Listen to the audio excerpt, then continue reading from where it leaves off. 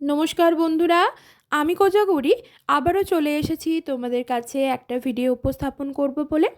আজ আমি তোমাদের কাছে যে সংক্রান্ত তথ্য উপস্থাপন করতে চলেছি বন্ধুরা, আগামীকাল ফাল্গুন মাস সম্পন্ন হয়ে আমরা চৈত্র মাসে পা দিয়ে ফেলছি। এই চৈত্র মাস চলাকালীন যে কোনো দিন পারলে আগামীকাল মহা শুক্রবার, চৈত্র মাসের প্রথম শুক্রবার মাত্র 5 টাকা দিয়ে এই জিনিসটি বাইরে থেকে ক্রয় করে নিয়ে আসো। জীবনে উন্নতি ঘটবে, বাস্তুদোষ দূরীভূত হবে, বাড়ির মধ্যে যদি কোনো নেগেটিভ অর্জার প্রবেশ ঘটে থাকে বা তোমার মধ্যে কোনো নেগেটিভ অর্জার প্রবেশ করে থাকে তাও চিরতরে দূরীভূত হবে, প্রচুর অর্থ রোজগার হবে, সকল সমস্যার থেকে সমাধানের পথ খুঁজে পাবে তুমি বন্ধুরা। তবে এই জিনিসগুলি কিনে নিয়ে আসো অবশ্যই মনের মধ্যে ভগবানের ওপর আস্থা আর বিশ্বাস রেখে, ঠিক আছে? আগামীকাল এই ক্রিয়াটি সম্পন্ন করো। আগামীকাল চৈত্র মাসের মহা শুক্রবার, প্রথম শুক্রবার। পারলে চৈত্র মাস চলাকালীন যে কোনো দিন এই ক্রিয়াটি সম্পন্ন করতে পারো, ভালো ফল পাবে। অর্থ সংক্রান্ত রিলেটেড অর্থ রিলেটেড যেহেতু এই ভিডিওটা তোমাদের সামনে আমি পেশ করছি, তো অর্থ সংক্রান্ত নানান সমস্যা থেকে সমাধানের পথ খুঁজে পাবে যদি চৈত্র মাস চলাকালীন যে কোনো বৃহস্পতিবার অথবা শুক্রবার এই ক্রিয়াটি সম্পন্ন করো। চেষ্টা করবে আগামীকাল মহা শুক্রবার, চৈত্র মাসের প্রথম শুক্রবার এই ক্রিয়াটি সম্পন্ন করতে। কি কি 5টা জিনিস বা কোন 5টা জিনিস কিনে নিয়ে আসবে মাত্র 5 টাকা দিয়ে অবশ্যই শেয়ার করব। তবে চলো তার আগে একটু আমার চ্যানেলের ইন্ট্রোটা দিয়ে ফেলি। বন্ধুরা, আমি ওমের মা চ্যানেলে তোমাদের আবারও সুস্বাগতম। আশা করি সকলে খুব ভালো আছো, সুস্থও আছো, আমিও ভালো আছি। বন্ধুরা, আমি তো তোমাদের বললামই আগামীকাল অবশ্যই পারলে 5 টাকা দিয়ে এই একটি জিনিস কিনে নিয়ে আসো তোমার বাড়িতে, যার দ্বারা তোমার অর্থভাগ্য খুলে যাবে, লটারি প্রাপ্তির যোগ আসবে তোমার জীবনে। এটা একটা লক্ষ্মী জিনিস। প্রথম যেটা বলবো সেটা হলো নুন। বন্ধুরা, জীবনে নুন খাওয়া যেমন খুব জরুরি, তেমনি জীবনে নুনের ব্যবহারও অত্যন্ত গুরুত্বপূর্ণ। এটি নেতিবাচক শক্তিকে দূর করে, রাহু ও কেতুর অশুভ প্রভাব দূর করে, ঘরে সুখ সমৃদ্ধি বাড়ায়। তবে সাদা নুনের জায়গায় অবশ্যই বাড়িতে নিয়ে আসো সন্ধক লবণ বা সিন্দুক লবণ বা রক সল্ট। এর দ্বারা কি হবে বলো তো? এই সন্ধক লবণের বাস্তুগুণ কিন্তু বিরাট। এর দ্বারা তোমার বাস্তু যদি খারাপ থাকে, বাস্তু দোষ যদি থেকে থাকে, সেটা কিন্তু চিরতরে কেটে যাবে। কোন টাইমে কিনে নিয়ে আসবে? সেটা হলো দুপুর 12টার পর কিংবা দুপুর 12টার আগে, সন্ধেবেলায় নয়, ঠিক আছে? হয় দুপুর 12টার আগে নিয়ে আসো, নয়তো 12টা থেকে 2টো পর এটা নিয়ে আসো, ঠিক আছে? তবে সন্ধেবেলা নয়। 2 নম্বর যেটা, সেটা হলো হলুদ কিনে নিয়ে আসো। গোটা হলুদ অথবা কাঁচা হলুদ কিংবা গুঁড়ো হলুদের একটা প্যাকেট। বাস্তুশাস্ত্র অনুসারে বাড়িতে হলুদের গাছ থাকা ভীষণ রকমের ভালো। হলুদ সুখ সমৃদ্ধি বাড়ায়, পারিবারিক সম্পর্ক মজবুত করে, আর্থিক অনটন দূর করে, রোগ প্রতিরোধক ক্ষমতাও বাড়ায়।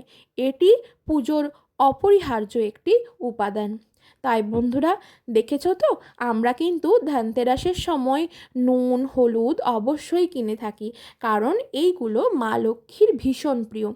এইগুলোর দ্বারা আর্থিক অনটন দূর হয়, প্রচুর পরিমাণে অর্থ লাভ করা যায়, তোমার আটকে থাকা টাকা অনায়াসেই ফেরত আসে তোমার কাছে। বোঝাতে পারলাম? তাহলে প্রথমটা গেল নুন, দ্বিতীয়টা গেল হলুদ। এরপর 3 নম্বরটা হলো ধনে, গোটা ধনে। ধনে ভালো আয়ের প্রতীক, সুস্বাস্থ্যের প্রতীক। এই ধনে ধনতেরাসের দিন যেমন কেনা অত্যন্ত শুভ, তেমনই বন্ধুরা চৈত্র মাস চলাকালীন মা লক্ষ্মীর জন্য যদি ধনে নিয়ে আসো, তাহলে মা লক্ষ্মীর কৃপা লাভ করবে। এই ধনেটি কিনে নিয়ে আসবে, তারপর সেটিকে মা লক্ষ্মীর পায়ে নিবেদন করো। ঠিক আছে, গোটা ধনে বাইরে থেকে মুদিখানার দোকান থেকে কিনে নিয়ে আসো, তারপর সেটি মা লক্ষ্মীর পায়ে অর্পণ করো। ধনে খুব দ্রুত বৃদ্ধি পায়। তাই বন্ধুরা, আমরা দেখেছো তো ধানতেরাসের দিন যখন মা লক্ষ্মীকে গোটা ধনে নিবেদন করি এবং তারপর তা কোনো মাটিতে টপে ফেলে দিই, সেই ধনে থেকে কত সুন্দর চটজলদি ধনে গাছ বেরিয়ে যায়। এর মানে কি বলো তো, ধনে খুব চটজলদি অর্থ বৃদ্ধি করে। বোঝাতে পারলাম? ধানতেরাসের দিন মা লক্ষ্মীর পায়ে সামান্য গোটা ধনে নিবেদন করে তারপর যে কোনো টপের মাটিতে ছড়িয়ে দেওয়া হয়। দেখবে, এটা পরেও করে দেখবে ধানতেরাসের দিন, দেখবে সেটি থেকে খুব দ্রুত, খুব তাড়াতাড়ি গাছ বেরিয়ে যাবে। যত তাড়াতাড়ি গাছ বেরোবে, যত সবুজ গাছ থাকবে ধনে গাছ, জানবে তোমার ঘরে লক্ষ্মীর অভাব কোনোদিনও থাকবে না। তুমি কিন্তু আগামীকালও এই ক্রিয়াটি সম্পন্ন করতে পারো। মায়ের চরণে নিবেদন করা গোটা ধনেটিকে পরের দিনে মাটির মধ্যে ছড়িয়ে দাও এবং দেখবে যত তাড়াতাড়ি ধনে গাছ বেরোবে, যত সবুজ সবুজ পাতা বেরোবে, জানবে মা লক্ষ্মীর কৃপা লাভ করবে। তাই বন্ধুরা, অবশ্যই ধানতেরাসের দিন মানুষজন গোটা ধনে কিনে নিয়ে আসে। এটি আয় বৃদ্ধির, ধন বৃদ্ধির, সৌভাগ্য বৃদ্ধির একটি প্রতীক। এর দ্বারা মা লক্ষ্মীর কৃপা লাভ করা যায়, মা ধনলক্ষ্মীর কৃপা লাভ করা যায়। কোনো দিন তোমার বাড়িতে অর্থাভাব, অন্নাভাব থাকে না। চিরতরে থাকলেও চিরতরে তা দূরীভূত হয়। 4 নম্বর যেটা, সেটা হলো ধান অথবা চাল কিনে আনো। এই দিন বাড়িতে চাল কিনে নিয়ে আসো। ঠিক আছে, আগামীকাল প্রথম শুক্রবার, মহা শুক্রবার তুমি চাল বা ধান কিনে নিয়ে আসো। বা যদি আগামীকাল কোনো কারণে তোমার পসিবল না হয়, সেক্ষেত্রে বলবো চৈত্র মাস চলাকালীন যে কোনো বৃহস্পতিবার কিংবা শুক্রবার তোমার বাড়িতে ধান অথবা চাল কিনে নিয়ে আসো। এটা তো আমরা সকলেই জানি, ধান বা চাল মা লক্ষ্মীর প্রতীক। ধান বা চালকে স্বয়ং মা লক্ষ্মীর প্রতীক হিসেবে মানা হয়। তাই আমরা বাড়ির চাল যখন শেষ হয়ে আসে, আমরা কিন্তু বলি না যে চাল শেষ হয়ে গেছে, আমরা কি বলি বলো তো? চাল বাড়ন্ত। চাল শেষ হয়ে গেছে বলি না, এটা বলা খুব খারাপ। ঠিক আছে, যারা জানো না তারা শিখে নাও। চাল শেষ হয়ে গেছে, নুন শেষ হয়ে গেছে, মুড়ি শেষ হয়ে গেছে, তেল শেষ হয়ে গেছে, এই কথাগুলো কিন্তু ভুল করেও বলবে না। এগুলো কি বলবে না? বাড়ন্ত। চাল বাড়ন্ত, মুড়ি বাড়ন্ত, নুন বাড়ন্ত। বোঝাতে পারলাম? বা যে কোনো মশলার ক্ষেত্রেও কিন্তু বলবে বাড়ন্ত। কখনোই কোনো খাবার জিনিসকে বলবে না যে এটা শেষ হয়ে গেছে। সেটা শুধুমাত্র চাল, ধান, নুন, কোনো মশলা এইটুকুই না, মুড়ি এইটুকুই না, যে কোনো খাবার জিনিস, বিস্কিটও হতে পারে, কেকও হতে পারে। ঠিক আছে, যে কোনো খাবার জিনিসকে বলবে না যে আমার শেষ হয়ে গেছে, বাড়িতে ছিল, শেষ হয়ে গেছে, এই কথাটা বলবে না। এটা না খুব খারাপ কথা, যাকে কটু কথা বলার সমান মনে করা হয়। এটা খুব নেগেটিভ এনার্জিকে অ্যাট্রাক্ট করে। শেষ হয়ে গেছে খাবার জিনিস, এটা বলা উচিত নয়। আমার বাড়িতে এই খাবারটি বাড়ন্ত। বোঝাতে পারলাম? যারা জানো না তারা জেনে নিলে, আশা করি 100-এর মধ্যে 95% মানুষ জানে যে শেষ হয়ে যাওয়াটাকে, খাবার শেষ হয়ে যাওয়াকে শেষ হয়ে গেছে এই কথাটা বলতে নেই, বাড়ন্ত বলতে হয়। তবু যারা জানো না, আমি তাদেরকেই বললাম। যারা জানো তারা তো জানোই, এটা তো বিরাট কিছু নতুন কথা নয়। ঠিক আছে, তো চাল শেষ হয়ে গেছে এটা বলতে নেই। তাই আমরা বলি বাড়ির সৌভাগ্য বৃদ্ধির জন্য, যাতে বাড়ি ধনধান্যে পরিপূর্ণ থাকে, ধনধান্যে ভরপুর থাকে, সেই জন্য আমাদেরকে আগামীকাল বা এই চৈত্র মাস চলাকালীন যে কোনো শুক্রবার অবশ্যই কিনে নিয়ে আসো ধান অথবা চাল, হয় শুক্রবার নয়তো বৃহস্পতিবার। আমরা বলি বাড়ির সৌভাগ্য বৃদ্ধির জন্য ধনধান্যে ভরপুর। শুধু ধন বলি না কিন্তু, ধান্যেও বলি, অর্থাৎ খাদ্যে ভরপুর। শুধু অর্থে নয়, অর্থের সাথে সাথে খাদ্যেও ভরপুর। কারণ টাকা খেয়ে তো আর শুধু বাঁচা যায় না, তাই না? খাবার খেতে হয়। পুজোতে ব্যবহার করা হয় বন্ধুরা আতপ চাল।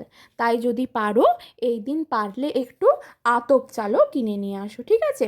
তুমি বাড়িতে খাবার জন্য যে সেদ্ধ চাল আনো সেটা নিয়ে আসতে পারো, তার সাথে অল্প একটু আতপ চালও কিনে নিয়ে আসতে পারো।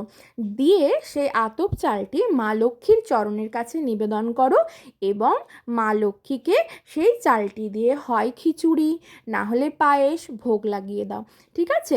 আমাদের সকলের বাড়িতে সবার বাড়িতে থাকে না, কিন্তু কারো কারো বাড়িতে ঠাকুরের জন্য আলাদা গ্যাস ওভেন বা মাটির উনুন করা থাকে, যেখানে শুধুমাত্র ঠাকুরের ভোগ করা হয়।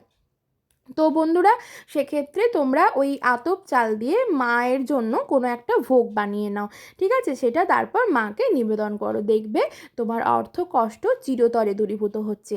বা যদি কারোর পক্ষে পসিবল না হয়, ধরো সবার বাড়িতে তো আর ঠাকুরের জন্য আলাদা উনুন বা আলাদা গ্যাস স্টোভ থাকে না, তো সেক্ষেত্রে আমি বলবো বন্ধুরা, সেই আতপ চালটা যেটা ঠাকুরের চরণে তুমি নিবেদন করেছো মা লক্ষ্মীর চরণে, সেটা যদি বা তুমি বাড়িতে ভোগ হিসেবে না বানাও, তো তবে কি করবে, সেই চালটি কোনো গরিব দুঃখী যারা একদম খেতে পায় না, দিন দিন খাওয়া মানুষ, ভিখারি মানুষ, তাদেরকে দান করো।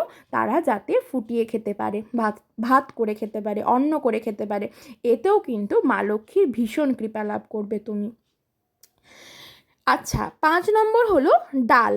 গোটা ডাল কিনে আনবে, ভাঙা ডাল নয়। যেমন ধরো গোটা মটর, গোটা ছোলা, গোটা মুগ। কারণ ডাল হলো শস্য, শস্য হলো মা লক্ষ্মীর প্রতীক। এটি বাড়ির সমৃদ্ধি ও বাস্তু নির্ভর করে পুরোটাই রান্নাঘরের ওপর, ঠিক আছে? রান্নাঘরে ডাল রাখলে সুখ সমৃদ্ধি বৃদ্ধি পায়, অর্থ বৃদ্ধি পায়।